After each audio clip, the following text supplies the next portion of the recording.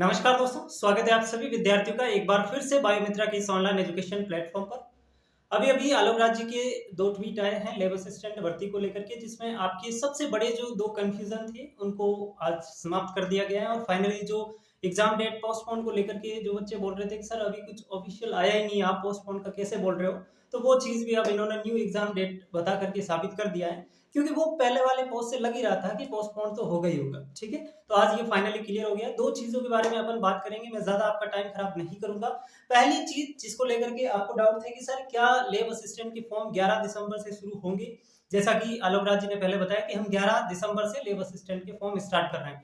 तो इस चीज को ज्यादा इन्होंने डिले नहीं किया। इन्होंने कहा 11 दिसंबर का हमारा पूरा प्लान था कि हम फॉर्म स्टार्ट करें, लेकिन कुछ एक ट्रायल चल रहा है। ट्रायल क्या चल रहा है कि जो आपके जितने भी सर्टिफिकेट होते हैं क्वालिफिकेशन से रिलेटेड, उनको वो ओटीआर के समय अपलोड करवाएंगे, ऐसी ऐसी कुछ बातें वो कह रहे थे। और ये ट्रायल होगा 16 दिसंबर को, यानी कि 16 दिसंबर को ये ट्रायल होगा। और उसके बाद 16 दिसंबर के बाद कभी से भी, यानी कि 17-18 दिसंबर से आपके फॉर्म स्टार्ट हो जाएंगे। यानी कि वो बिल्कुल रेडी है फॉर्म आपके, जो है ये मान के चलो कि 16 दिसंबर के बाद आपके कभी भी फॉर्म स्टार्ट हो सकते हैं। 16 दिसंबर के बाद वो 17 को हो सकते हैं, 18 को हो सकते हैं, ये मान के चलिए 20 से पहले पहले, 20 दिसंबर से पहले पहले 16 से 20 के बीच में आपके फॉर्म स्टार्ट हो जाएंगे, ये कंफर्म मान के चलिए। ठीक है, तो पहली न्यूज तो ये हमारी क्लियर होगी कि सर फॉर्म कब से स्टार्ट हो रहा है।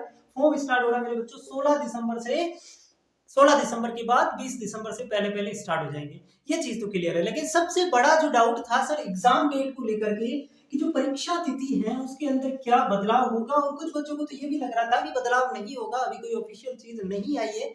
लेकिन अगर आप आलोक राज जी के शब्दों को समझेंगे तो उन्होंने साफ साफ पहले भी क्लियर कर दिया कि पोस्टपोन तो होना ही है।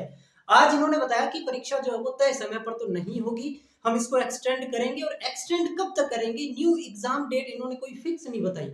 अभी भी इन्होंने ये नहीं बताया कि इस दिन हम एग्जाम करवाएंगे, या फिर इन्होंने एक बहुत बड़ा क्या कर दिया, टाइम पीरियड दे दिया कि इसके इसके बीच में हो सकता है। वो टाइम पीरियड इन्होंने क्या बताया कि हम मार्च के एंड में, या तो मार्च के एंड तक करवाएंगे, या अप्रैल मंथ में कभी करवा सकते हैं, या फिर मई के स्टार्टिंग में।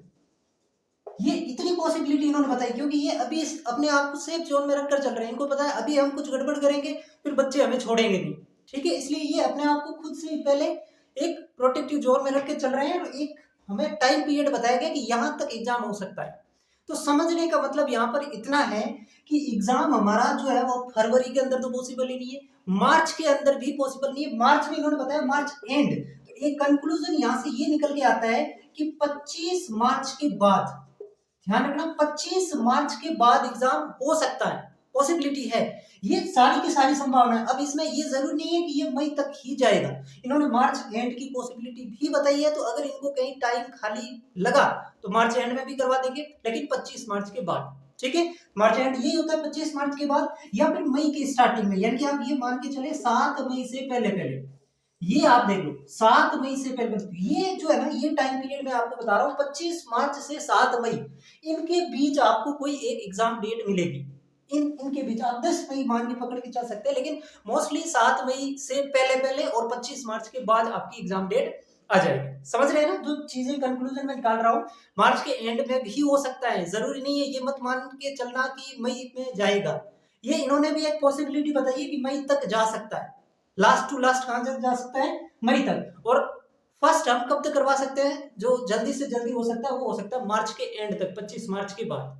ठीक है ना, तो ये टाइम पीरियड इन्होंने अभी बताया है। फिलहाल कोई फिक्स डेट इन्होंने नहीं बताई, और इनको भी नहीं पता है बताने की मतलब क्या बताएं वो चीजें। ठीक है, तो ये दो चीजें थी जो आपको मैं अपडेट देना चाहता था। पहली चीज फॉर्म को लेकर के, फॉर्म 16 दिसंबर के बाद कभी भी स्टार्ट हो सकते हैं, बहुत जल्द स्टार्ट हो जाएंगे, इसमें कोई किंतु परंतु वाली चीज ही नहीं है। ठीक है, फॉर्म आपके स्टार्ट हो जाएंगे, नोटिफिकेशन आ जाएगा। होम साइंस के अभी भी पद नहीं है। इन्होंने कहा है कि लेब असिस्टेंट ज्योग्राफी, लेब असिस्टेंट साइंस, इनके पद जो है वो है अभी। और एग्जाम डेट को लेकर के मैंने आपको क्लियर कर दिया कि मार्च एंड से मई के स्टार्टिंग के बीच में आपकी कोई भी एक डेट फिक्स हो सकती है, और होगी लगभग। अब ये मई लास्ट माना है इन्होंने। ठीक है, कट ऑफ डेट मान के चले, मई के पहला जो सप्ताह है उससे पहले पहले एग्जाम हो जाएगा, और मार्च के एंड में हो जाएगा। ठीक है, ये चीज मैं बार बार इसलिए दोहरा रहा हूँ ताकि आप कंफ्यूज ना हो कि सर मई तक जाएगा क्या, वो नहीं पता। ये इन्होंने एक टाइम पीरियड दिया है, तो इनके बीच में कहीं पे भी हो सकता है, इस चीज में कंफ्यूजन नहीं होना।